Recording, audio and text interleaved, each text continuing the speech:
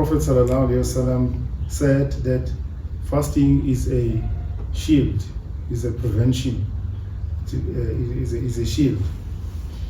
La yarfathu wa la yafsukhu. So the one who is fasting should not engage in a form of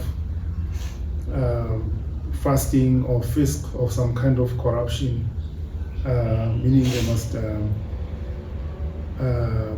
keep themselves in check.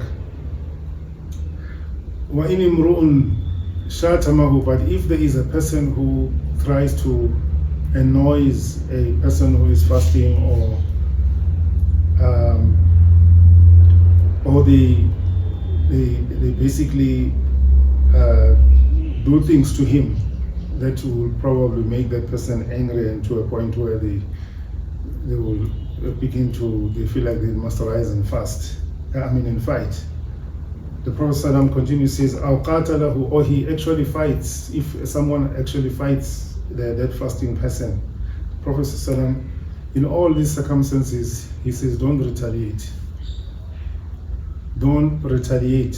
While fighting, you should not be engaged in fighting, even if you're not fasting, unless you have to do it by right, because you can fight by right when you defend your honor or your property. Someone takes your property away.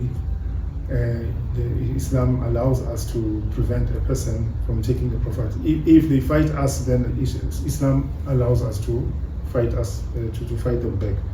Now that is a different topic altogether.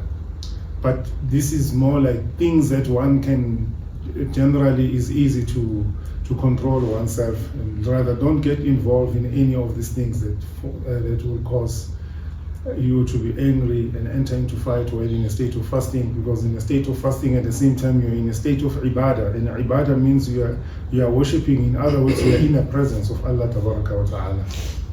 And so how would it be that you are in the presence of the master and then you're busy fighting the slaves of the master as well at the same time, and while you yourself are a slave?